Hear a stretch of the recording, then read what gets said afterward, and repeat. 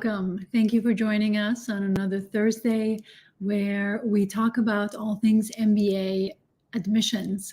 My name is Susan Barishai. I'm the founder of C Admissions, and I host a YouTube Live every Thursday at 10 a.m. Eastern Time, where I cover a different topic related to the MBA application journey. I know some of you are anticipating or have already received some MBA interview invitations, and this is, I hope, a practical session for us to discuss how you prepare and how to really maximize the preparation time to deliver a strong interview. But before we do that, I want to invite anyone who is joining us here, whether you're watching this live or joining or replay. If you are looking for support with your interviews, I encourage you to reach out. I do have a 30-minute consultation where we discuss essentially before you even sign up if we are a good match. This way we can identify what areas you are needing support with, and then ways that I can support on that.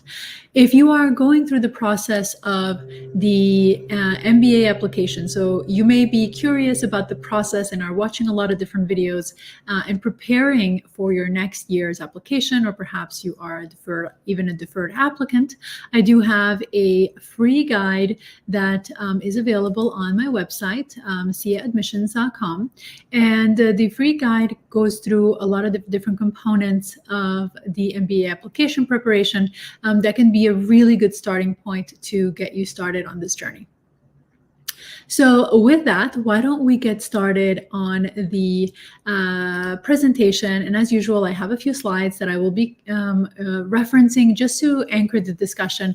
And then we're going to go into more specific Q&A that came through the registration form. If you like this video, please give it a thumbs up. If you have any questions, write those in the comments, and we'll do the best to answer them. So this way, you can have your specific questions answered. Great, let's get started. So just a brief introduction for those of you who are new to my channel. I am the founder of C Admissions. I have been a coach for about 8 years, and I coach young professionals who are targeting top 20 business schools.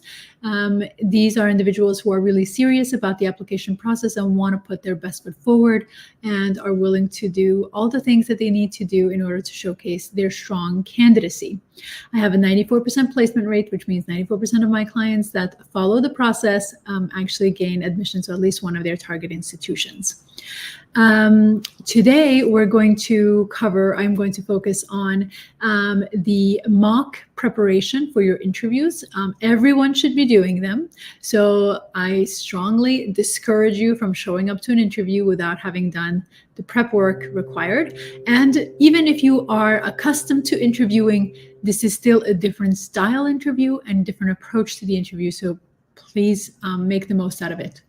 An interview is required to gain admission to an MBA program, and you really want to put your best foot forward. Just like you've put in a lot of work in your application that got you to the interview, you also want to continue momentum and make sure that you are delivering a strong candidacy.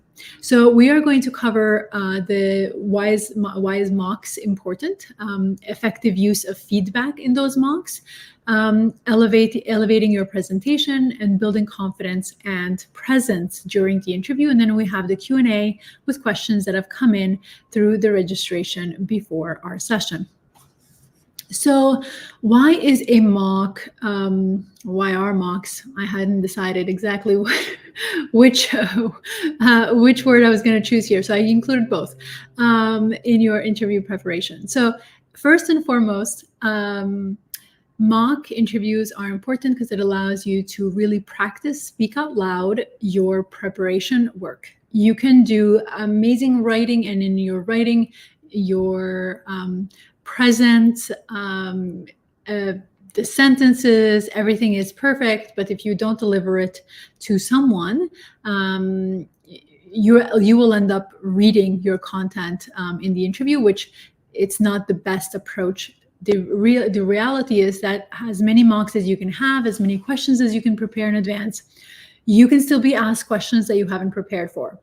And if you do not mock, if you don't prepare in advance, you're going to sound very scripted in some questions and not scripted at all in others. So it's going to be very evident from the interviewer's perspective that you have memorized the responses and haven't prepared all of them.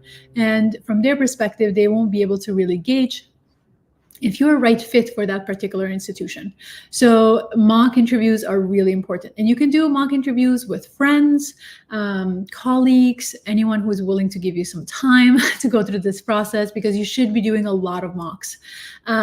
First and foremost, before you even go to a mock, you should have some questions prepared, and then you should have some responses to those questions prepared. But you do want to give your mock, the interviewer who is doing the mock, flexibility to not only focus on those questions, but what are some additional questions and follow-up questions that they may have, which can be a really effective way to be able to answer whatever kind of question comes your way. If you're working with a coach, they will have an entire process around how they prepare you to make sure that you're maximizing this process. And they will also, in most situations, not everyone, but they will have databases of questions that have been patterns of questions that showed up in other people's interviews, and how to approach answering those questions, what schools are looking for, and those kinds of details that, a colleague who has gone through the MBA process has only witnessed their own interview and not necessarily a collection of students that have gone through the process. So doing the mocks will also help you build confidence. The more you're able to answer fluidly the questions that the interviewer asks, the better you're going to be prepared. It is natural that the day of the interview, you're going to be a little bit nervous, if not a lot nervous. So anxious, rather, not even nervous, anxious. And building the confidence in advance will just really help you be able to deliver much more confidently, even if there is an anxiety in the process of the interview. Mocks also allow you to be able to strategically build your stories and also hear the other person's perspective on how your delivery went. That is a very important process of mock. It's not just about having someone listen to you, because you can just record yourself and listen to yourself responses, but you want to hear really their perspective of what they get out of what is the impression they have in your responses, what kind of feedback they're going to be having for you to improve. Now, just like with everything in life, take everything with a grain of salt. Some people will have specific reasons why they're telling you to make some changes. And if you agree with those changes, then apply those changes. But if you don't agree, obviously, at the end of the day, this is your application, your MBA journey, and you are the one who is making the final calls, which I know sometimes can be scary because a lot is at stake.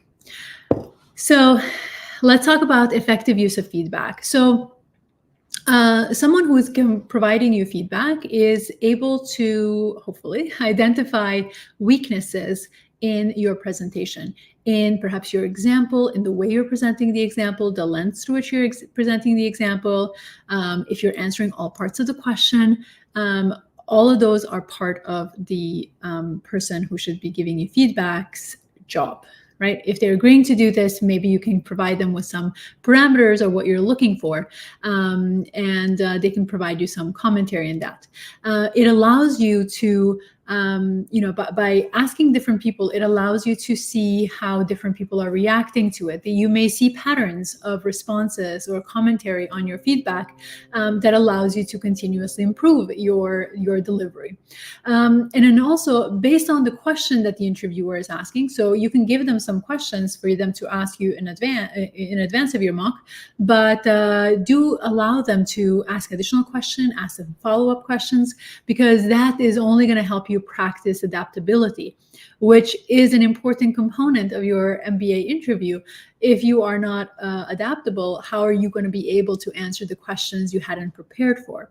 And I will tell you that even if you prepare 1,000 questions or answers to 1,000 questions, there can still be 1,001 question that you had not prepared for and will show up. So the more you can allow for this to become more fluid of a conversation, of a discussion, never forgetting that this is an actual interview, the more adaptable you will be and able to answer the questions that come up as follow-up questions, and it becomes a much more fluid presentation. So I apologize if you're hearing background noise. Seems like there's a boat, choosing to make a lot of noise, and you can hear it. Hopefully not, but if you do, I apologize for that. Okay, so let's talk about elevating your interview presentation. So important component, no matter how many times you've done interviews before, you always have to prepare. And the preparation process means, even if obviously you've applied to the school, you wouldn't be invited to interview otherwise, and you've done research and you've tailored your application to the school that you've applied to, now it's the time to do extra research, because this is all about your discussion, your full understanding of what the school offers for you. So continue your research and tailor your responses, particularly for questions that are specific to the school that you are interviewing for. So what are you going to contribute to the school? Well, you have to know what opportunities are available before you can answer that question. What do you look to leverage from the school? You have to know what they have to offer before you can tell them what you look to leverage. Don't keep it vague. If you keep it vague, it's not going to be effective use. It's not going to allow you to really showcase yourself as someone who is really prepared and knows why you want to be in this program. By doing this research, by being able to see with your mind's eye what the opportunities are like, by having conversations with students who are already in the process or have recently graduated, it will allow you to build an image of what it feels like to be there, even though it's secondhand, a secondhand image. But that is important, even though it's secondhand, that it will allow you to really engage with the interviewer, have a much more fluid discussion, be able to really reference components that only someone who has done extensive research can do. And you also obviously want to connect with the interviewer, because at the end of the interview, they're going to be the ones who are going to write a report that will be shared with the committee, who will then make decisions, incorporate that feedback into their final call. So engaging with them by doing, practicing enough, it will allow you to calm down a bit from the perspective of, being less anxious in the interview. And as a result, you can connect better. You can engage with your interviewer much, much better. And then, of course, by doing all these things, you are showing engagement, you're showing uniqueness, you're showing that you fit that culture, you fit that environment, which is an important process of the reason why they do interviews, and not just rely on the data that they receive from your application itself. Doing mock interviews also helps you build confidence and presence. By practicing your tone, by practicing your pitch, and I don't mean just an elevator pitch as to like, why are you applying to an MBA program? I mean just the pitch of how you're sharing your stories. All of this will happen because you have done enough mock interviews. It will also help you, the interviewer, or the person who is helping you with your mocks, should comment also on body language and how is that being perceived from the other side. And of course, by allowing them to give you or to ask you additional questions, additional follow-up questions, will allow also you to be really mindful, be practicing active listening. And that is important, because if the interviewer starts asking a question that you had prepared before, your mind may be easily ready to answer, to jump at the response with what you prepared before, because you're excited about making that, delivering what you have prepared, because it's a great opportunity. However, the interviewer may have added things that you hadn't prepared for, which means that you would have answered half of the question or a quarter of the question and not the full question. So by doing your mocks and effectively listening to the question and the follow-up questions that the person who's helping you with your interviews is doing will really help you practice that active listening and really looking at what they're asking so that you can deliver on that. I have a lot of videos on a few sessions we've done already on the, how to answer different kinds of questions. So I encourage you to go back to my YouTube channel and look at those videos as they relate to the interview preparation. So if you like the content here, please give it a thumbs up. I'm going to move to questions that have come in through the registration form so that we can answer those in the allotted time that we have. But if you want to have support in your mock interview preparation, please reach out. There is a QR code on the screen, and you can also just go to our website, siaadmissions.com, to request a consultation call for this. As interviews come out, one final piece of advice that I will give you: please don't try to book your interview the first available date if you're not ready, because the reality is it's not about how fast you do the interview. It's really what is the quality of your interview and what is the quality of the delivery that's going to matter. So with that, why don't I stop sharing screen so I can move to answering some questions. So the first question: what is the ideal number of mock interviews to conduct before the actual MBA interview? I would do, it really depends on the person, but I would do 10, 20 mock sessions, as many as you can, essentially. But the reality is, however, that you do first need to have the time to prepare, one, have your questions, two, prepare responses to them. And then once you have those two pieces, then you can do your mock sessions. You should be preparing and rehearsing in between those. So maybe 20 may be a lot, and you may not have the time to do all 20. But the more you can do, especially like if you're working with a coach, you can do some with a coach, and then you can do some with your peers. But the coach is really going to make sure that you're answering the right questions, or you're giving the right responses to the questions that you will be asked. So I would encourage you to do as many as you can and push your interview out as farther as possible, so you give yourself time to prepare and practice on your delivery. What specific aspect of my candidacy should I focus on in mock interviews? You should go through the entire thing. So that means the basics of walk me through your resume, why are you applying for an MBA, what's your short and long-term goals, and then also behavior questions. You should go through all of that in the mock interview. It's the only way you can practice delivering all of those pieces. And I would say your initial preparation work, meaning the earlier stages of an interview, in most situations, not all, it starts with, walk me through your resume kinds of question.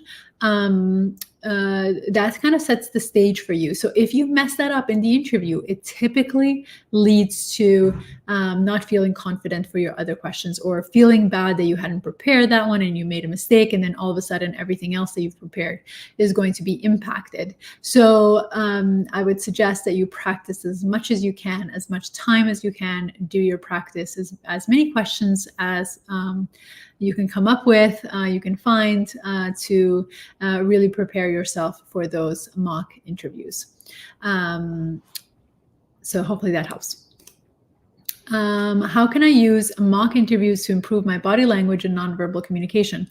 Every time the individuals that is conducting your mock interview, I would also ask them how your body language was and nonverbal communication was. I would try to do those mocks, at least have a couple of those mocks with someone who doesn't really know you. So meaning if you're asking your friend, they may be used to seeing you in a certain light and therefore will have a certain perception of you already. And they may not even notice. Or be able to give you valuable feedback. But if someone doesn't know you that well and they're able to conduct a mock with you, that will help. They should be someone who is going to give you honest feedback. That should help. Those individuals should help you give you feedback on your body language and nonverbal communication. And this is really being very mindful. It's not until this process that a lot of people that go through the preparation that realize that they say a lot of ums, or everyone has like that nervous tick. You will notice that as well in this process. But this doesn't mean that you will be able to fix it in a week or two, really, because you've been doing it perhaps for a very long time. But it should help you be more mindful of it. And the more mindful you are, the more you practice, the less you're going to have those nervous tics, because you have really prepared for that session. And as you can see, I do a lot of ums as well. Okay, next question. How can I practice reducing nervousness during mock interview sessions? Well, in all honesty, your nervousness during mock interview sessions should be an indication that you need to do more of them. The person who is conducting or helping you with your mocks is the individual who you should trust to give you feedback, but it should also be a very safe space for you to make mistakes, meaning you are not jeopardizing your MBA interview because you're making a mistake in that scenario. So if you're nervous during the mock, that means that you haven't prepared.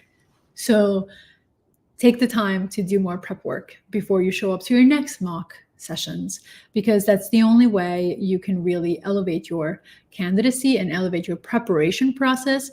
Because of course, in the interview, you can't control everything, but what you can control is how you show up, right? That's within your control. And if you've done enough practice, then your nervousness should reduce when you are on the other side, meaning when you're doing your actual interview and the person on the other side is trying to make you feel comfortable, is trying to get to know you, and you realize that you have done all the prep work, all of it is flowing smoothly, and that should be your indication that you've done a good job as far as preparation is concerned. Excellent. So can I give specific set of questions for the mock interviewer, or just focus on most common questions I can find online? You should do both. You should practice as many questions as they come to you, whether those are questions that you think will be asked, questions that you find online, questions that are follow-ups to that session that you have with your person that's conducting your mock interview. The more you practice, the better it is. You should, however, if the person helping you out hasn't done MBA interviews before, hasn't gone through the process themselves, you should give them a set of questions. But even if they have gone through the process, giving them a set of questions means that you're also helping them. And you're able to, in that regard, also say, these are the things that I'm looking for from these kinds of questions. So if they can pay close attention to that and give you feedback on it. So yeah, it's a combination of both and more. But also, of course, give them the freedom to also ask follow-up questions, and ask them to ask follow-up questions where they have some, which also will mean that they are engaged in the discussions that you and that person have.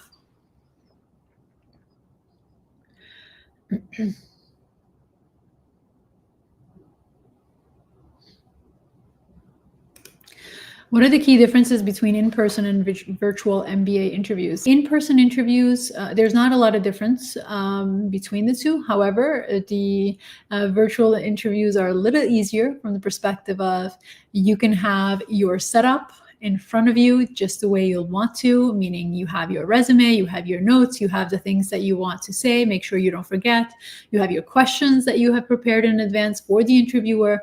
All of that should be set up before you actually show up in your interview. Whereas in a in-person interview, you don't have that flexibility, which means you have to be a lot more prepared to deliver an in-person interview than you would a virtual. Just for the purposes, just for the fact that you are actually have also a space to work with that the interviewer doesn't get to see.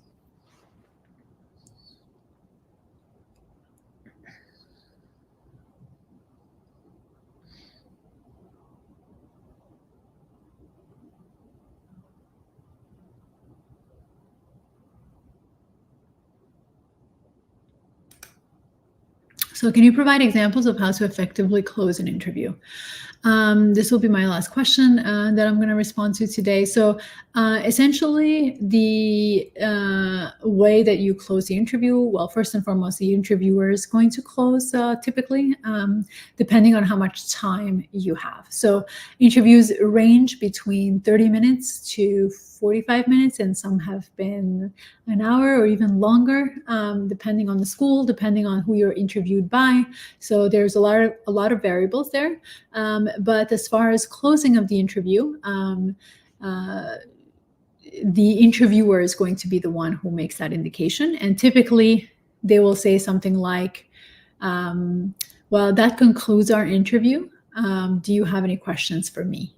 And this is where you're going to bring your questions that you have prepared in advance and ask them that appropriate question. So meaning if you're being interviewed by an admission representative, unless they attended the school as well, don't really ask them questions about what it feels like in the classroom, because they only have secondhand information. So make sure that your questions are focused on the person that are appropriate to the person that you're being interviewed by. And sometimes in advance, meaning you are given a name and you can do your sleuthing and find out about them and their story online. And then sometimes you don't, meaning you just show up in front of the camera and whoever shows up on the other side is your interviewer. And in that situation, you have to prepare questions in advance for all three categories, for all three options, and make sure that you are delivering on those. Excellent. So I think with that, we're going to bring this session to a close. I invite you to go to our events page for all future events. We have a lot of different topics prepared, and register for the ones that make most sense to you.